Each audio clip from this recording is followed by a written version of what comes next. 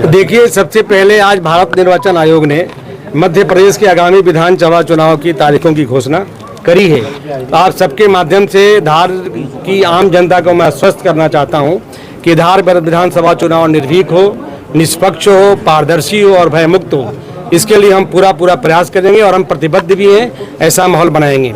किसी भी गुंडे बदमाश के खिलाफ सख्त कार्रवाई करेंगे ताकि ऐसा माहौल बने कि लोग निर्भीक होकर के अपना मतदान कर सकें। जहाँ तक आज के खुलासे की बात है, तो आप सबको पता है कि पिछले दिनों ईश्वर नाम के व्यक्ति को हम लोगों ने अवैध हथियार तस्करी के मामले में उसके पूरे गैंग को पकड़ा था। गैंग को पकड़ने के बाद हमने एक एसआईटी गठित करी थी। हमारी एसआईटी ने पिछले 13 दिन में बहुत मेहनत करके बहुत सारे तथ्यों का खुलासा किया है। उसके इंट्रोगेशन से हम लोगों को ऐसे तथ्य सामने आए हैं कि पहले जो 33 मामले थे, अब कुल मिलाकर के 42 मामलों में यह अपराधी रह चुका है और 6 राज्यों में ये वांटेड है। इसका जो बेचने और हथियार बनाने का तौर तरीका था और जिस तरह से पेडलर बना रखा था, उन सारों की हम लोगों ने पड़ताल करी, पूछताछ करी। इसके 5-6 ऐसे पेडलर हम लोगों को ज्ञात हुए हैं जिसके खातों में ये पैसा बुलाता था, अवैध हथियार की तस्करी करके उसी खाते को हैंडल करके पेटीएम पासबुक से पैसा हैंडल करता था।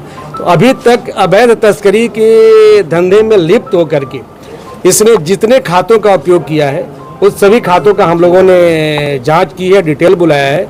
तो कुल मिलाकर के 1,72,00,000 के लेन देन के हिसाब इससे मिले हैं। मतलब इतने पैसे की इसने तस्करी किया है जो देश के विभिन्न राज्यों से पैसा इसके खाते में आए हैं।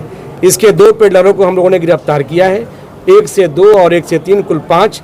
और उस गिरफ्तार करने के बाद सुबह ईश्वर के घर की हमारी पूरी SIT team, additional SP city, SDOP Kukshi, SDOP Manawar, थाना प्रभारी कुक्षी, थाना प्रभारी गंधवानी, हमारी साइबर की पूरी टीम और इसके पूरे घर की तलाशी में ऐसे भी कुछ तथ्य सामने आए हैं कि कहाँ छुपता था, कहाँ रहता था, कैसे भाग जाता था।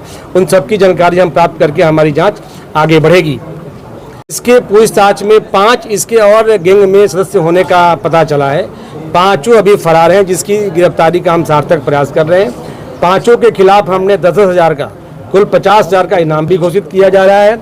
मुझे उम्मीद है कि इसके गैंग के और लोग पकड़े जाएंगे तो निश्चित तौर पर खुलासा होगा और जब्तियाँ भी होंगी। तो इस प्रकार हमारी पूरी एसआईटी टीम जो अंतर्राज्यीय अवैध शस्त्र तस्करी का गैंग है, इसके बारे में पता करने के लिए खुलासा किया है। वायरलेस के माध्यम से हमने सूचित भी कर दिया है। जहाँ जहाँ FIR है, जहाँ जहाँ वांटेड है, वहाँ के एसपी को हमने पत्र भी लिखा है कि हमारा यहाँ गिरफ्तार हुआ है, इसके खिलाफ आकर वैधानिक की जाए। तो मैं आप सबके माध्यम से जो अवैध शस्त्र तस्करी करने वाले लोग हैं उनके खिलाफ मैं सख्त संदेश देना चाहता हूँ कि जो भी इस धंधे में लिप्त रहेगा उसको हम छोड़ेंगे नहीं, सख्त कार्रवाई करेंगे। साथ ही सिलीगढ़ समाज के जो लोग हैं उनसे मेरा अपील भी है कि इस धंधे को छोड़ करके आप मुख्य धारा में आइए, नहीं तो समाज की शांति और समाज की कानून व्यवस्था कोई भी बिगाड़ने का प्रयास करेगा तो हम उसको छोड़ेंगे नहीं, सख्त कार्रवाई करेंगे।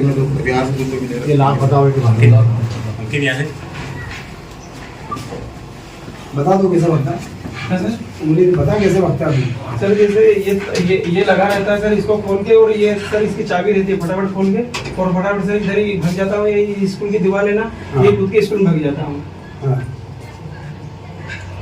ये पहले कौन सी मंजिल पे है? पहली मंजिल पे? जी सर, ये पहली मंजिल को तुमने बिल्कुल ऐसा बना दिया है सर। ये इतना भरा हुआ ही है सर, खोद के जमीन। ये स्पेशल तूने भागने का रास्ता बनाया अपना? जी सर। चलो।